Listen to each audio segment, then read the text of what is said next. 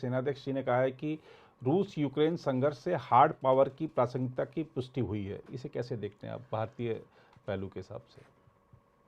नीरज जी, ये जो hard power है उसको थोड़ा हमें समझना पड़ेगा कि है क्या हार्ड जी पावर, बिल्कुल। और क्यों ये वर्ड हार्ड पावर आया। जी पहले तो हम पावर की ही बात करते थे कि पावरफुल नेशंस हैं, अब वो हार्ड पावर सॉफ्ट पावर दोनों चीज़ें आ गई हैं और प्रासंगिक हो गई हैं। जी हार्ड पावर है दोनों, मिलिट्री और इकोनॉमी, दोनों मिला करके। जी। पहले हम अकेले चलते थे, इकोनॉमी लेके चलते थे जी। या सिर्फ डिप्लोमेटिक चीज़ें लेके चलते थे। अब हिंदुस्तान ने खास करके चाइना के साथ जब चीज़ें हुई तो हमने मिलिट्री और डिप्लोमेसी दोनों को एक साथ मिलाया। जी इकोनॉमी हमने देख लिया अभी कितनी ज़रूरी है। जी कोविड देखा जाए, जी। कोविड के साथ भी, और जो अभी यूक्रेन वॉर हुआ, वर्ल्ड की इकोनॉमी किस तरह कैसे चौपट हो गई, या कैसे, सबकी नहीं हुई बट कैसे किस हालत में चली गई।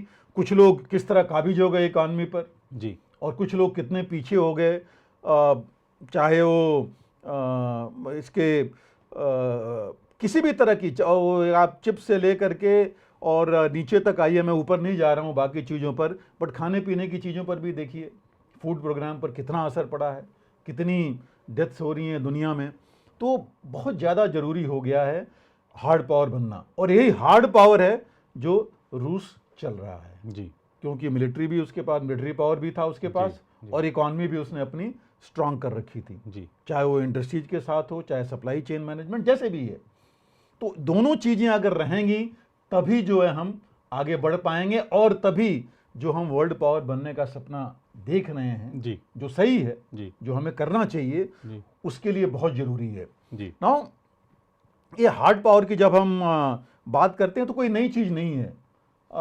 हार्ड पावर आप देखिए, तरीके अलग हैं। अब अमेरिका में उसके पास दोनों चीज़ें हैं। जी अपनी लड़ाई तो डेली नहीं, बट हर जगह उसने जो है अपनी मिलिट्री भेजी। जी आज अगर देखें तो आप कोई ऐसा साल नहीं है जिस समय अमेरिका की फोर्सेस कहीं ना कहीं अफ्रीका से लेकर के वियतनाम, अफगानिस्तान और यूक्रेन की इन्वॉल्व नहीं हुई हूँ। बिल्कुल। किसी भी साल में, मैं पूरा हिस्ट्री अभी तो लिस्ट में आपको दूं तो 2 पेज की लिस्ट है हर साल की लिस्ट की, कहाँ कहाँ पर है। जी तो अमेरिका ने अपना वो पावर इस्तेमाल किया, और साथ ही अमेरिका ने अपना इकोनॉमी पावर भी इस्तेमाल किया। जी तो उन्होंने, और उसने पूरा खुल के इस्तेमाल किया। जी जहाँ तक दूसरे पर अब आए रूस के साथ, तो रूस ने भी इस्तेमाल किया, लेकिन इस इंटरवेंशन करके नहीं।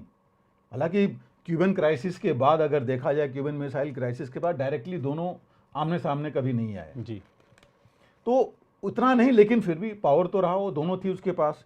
अब चीन आगे बढ़ गया है, और चीन ने क्या किया कि आप देखिए, चीन ने, बल्कि मैं कहूँगा हार्ड पावर सॉफ्ट पावर दोनों लेके चला। जी उसने अपना सबसे पहले मिलिट्री पावर काफ़ी इम्प्रूव किया।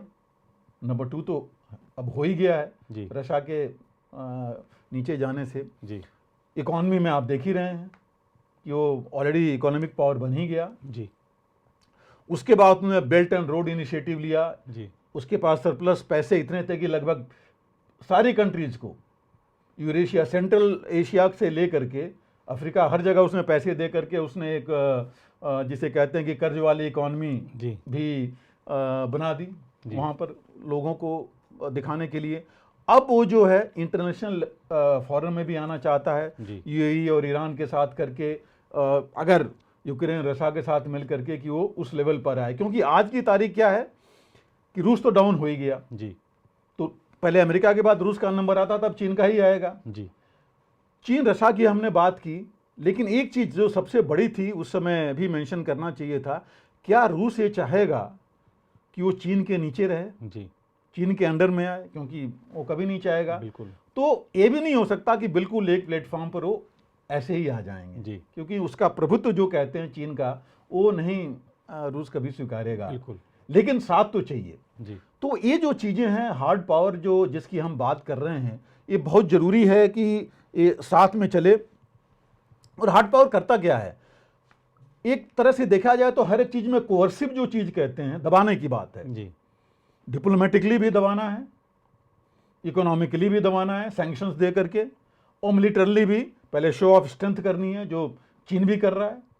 अमेरिका को दिखा रहा है कि हम भी ये कर सकते हैं, बलून हम आपके घर तक भेज सकते हैं जी अपने एयरक्राफ्ट हम यहाँ तक ला सकते हैं, एयर बेसेज हम यहाँ एयर बेसेज नेवल बेसेज सब हम बना सकते हैं, आर्टिफिशियल आइलैंड्स बना करके वहाँ बना सकते हैं। जी तो ये सारी चीज़ें चीन ने अपना प्रोपोगेट कर दिया, दिखा दिया। जी। तो हार्ड पावर जो है वो भी ला रहा है। जी यूरोप ने, नाटो ने देख लिया कि तो हम सिर्फ कंबाइंड होकर के हार्ड पावर नहीं चलेगा, जी। इसलिए अब वो भी अपने सारे बजट अपने बढ़ा रहे हैं, डिफेंस बजट। जी जापान देखिए जो एक पैसा नहीं खर्च करता था, जी स्वीडन टोटली न्यूट्रल था।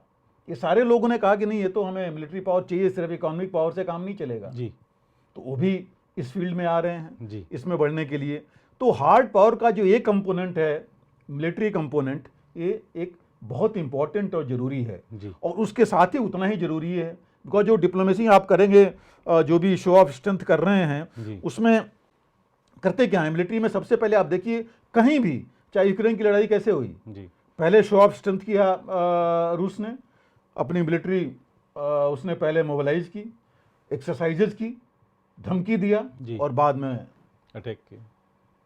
तो वही चीज़, यही कोर्सिव हर एक तरह से चलेगा। जी सैंक्शंस किए, ईरान के अगेंस्ट सैंक्शंस किया इन्होंने, अमेरिका ने जी रशिया के अगेंस्ट किया, बट सिर्फ सैंक्शन से काम नहीं चला। जी ईरान भी चलता रहा, ईरान बिल्कुल डूब नहीं गया। जी अब तो अब दूसरों के साथ हो गया तो अब और चीज़ आ गई। जी तो ये जो चीज़ें हैं, जब तक कंबाइन नहीं होंगी, हार्ड पावर नहीं बनेंगे, जी। तब तक हम जो है ये लेके चल नहीं सकेंगे। जी और दूसरी चीज़ और है, देखिए हार्ड पावर की, हार्ड पावर में अभी जो चीज़ चल गई या पहले ही चली, नाटो बनाई क्यों, अलायंसेज बने।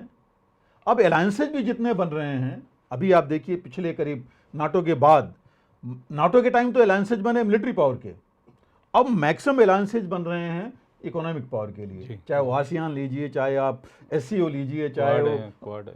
हाँ जी, जितने भी लीजिए, जी सारे वो हैं मिलिट्री और इकोनॉमिक दोनों लेके चल रहे हैं। क्वाड में भी दोनों चीजें हैं, जी इंडो पैसिफिक का भी है, इकोनॉमी की बात करते हैं हम। जी तो ये अकेले ये चीज चल नहीं पाएगी, दोनों चीजें चल रही हैं। जी। और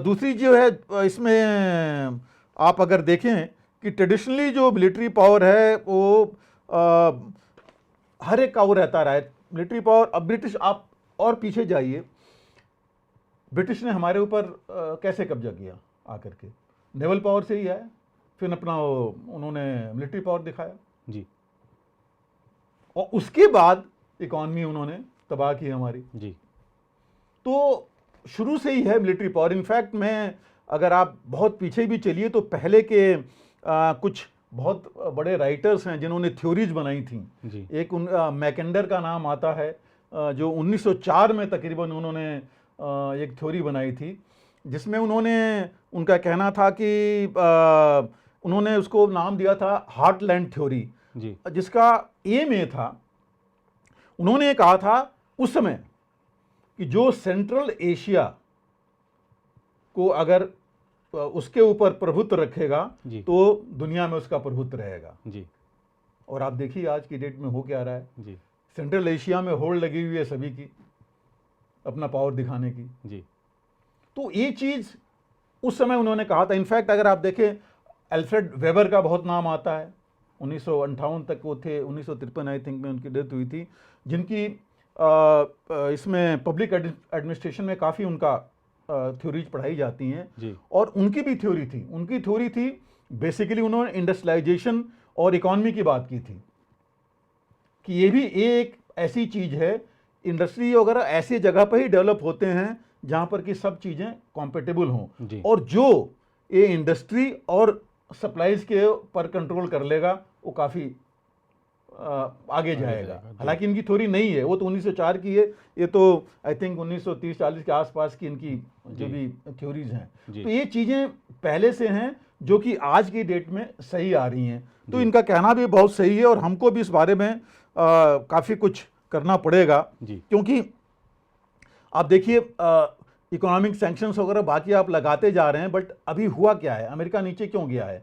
अमेरिका ने जहाँ जहाँ भी इंटरवेंशन किया, जी लेटेस्ट हम अफगानिस्तान लीजिए या यूक्रेन लीजिए, उनकी पावर नीचे ही गई है। जी साल भर से ऊपर हो गया लेकिन कुछ हो नहीं पाया यूक्रेन में, जी दबा नहीं पाया रशिया को। जी अफगानिस्तान में जाके उनको वापस आना पड़ा, जबकि बड़े छोटे पावर के साथ, कोई जी। बहुत बड़ा पावर उसमें इन्वॉल्व नहीं था अफगानिस्तान जी में। जी वियतनाम में देखिए, नॉर्थ कोरिया देखिए, जी कहीं भी सिर्फ मिलिट्री पावर और ये उनकी सिर्फ सैंक्शंस लेकर के वो आगे नहीं बढ़ पाए। जी नॉर्थ कोरिया भी चले ही जा रहा है। जी तो एक चीज ये भी है लेसन्स देखने के लिए, तो आपको हर एक चीज लेके साथ में चलना पड़ेगा। सिर्फ कोर्सन लेके चलेंगे जी तो काम नहीं चलेगा। जी आपको इकोनॉमिक, मिलिट्री, इकोनॉमिक, डिप्लोमेटिक हर एक चीज लेके चलना पड़ेगा। जी और तब अगर आइसोलेट कर पाएंगे जी। दूसरे को, जी। या दूसरा ये समझेगा कि इन्हीं के साथ रहने में हमारी सब कुछ है, जी। तभी ये चीज हो पाएगी। बिकॉज नाटो क्या हो गया है, नाटो को लगा अभी कि भाई सिर्फ अमेरिका के उसमें रह करके तो हमारा कल्याण हो नहीं पाएगा, जो अभी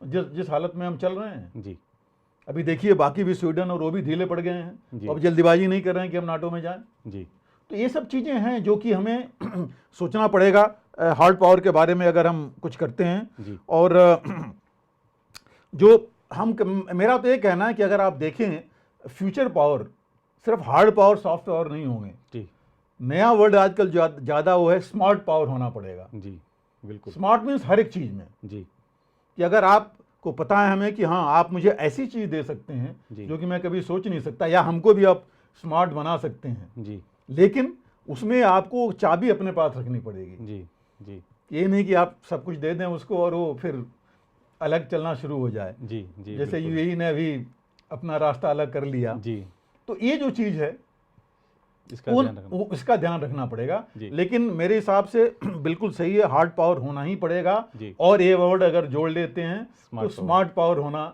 बहुत ज़रूरी है इस समय आगे बढ़ने के लिए और दुनिया में एक वर्ल्ड पावर बनने के लिए, जिस राह पर हम चल रहे हैं। और चलते रहे तो ज़रूर हम आगे बढ़ेंगे। हिंदुस्तान हो सकता है पहला स्मार्ट पावर बन जाए, जो कि बिल्कुल, बिल्कुल। हमारे पास है बिल्कुल, कैपेबिलिटी। बिल्कुल। और हर भारतीय की इच्छा है स्मार्ट पावर बनाने। और आज के कार्यक्रम में आपने बड़ा विस्तृत तरीके से समझाया कि हार्ड पावर क्या है, सॉफ्ट पावर क्या है, स्मार्ट पावर की आपने एक नया शब्द दिया है। और ख़ासतौर पे आपने बताया कि एरोस्पेस फोर्स बनाने का समय क्यों आ गया है। आपने जो हमने हरित हाइड्रोजन आधारित ऊर्जा संयंत्र लगाने की बात करी है, वो क्यों करी है, आपने ये समझाया। साथ ही आपने बताया कि किस तरीके से जिनपिंग का जाना व्लादिमीर पुतिन के लिए एक संजीवनी के तौर पर काम कर गया। तो मुझे लगता है कि आज के कार्यक्रम से भी हमारे पाठकों को, दर्शकों को बहुत सारे उनके जो मन में प्रश्न हैं उनका समाधान मिला होगा। फिलहाल इस कार्यक्रम में इतना ही। बाकी देश दुनिया की खबरों के लिए बने रहें आप प्रभा साक्षी के साथ। आपका बहुत बहुत आभार सर। अगर आप भी लेना चाहते हैं देश दुनिया की तमाम जानकारी तो आज ही सब्सक्राइब करें हमारे चैनल को। साथ ही नीचे दिए बेल आइकन को जरूर दबाएं ताकि हर अपडेट आप तक पहुंच सके।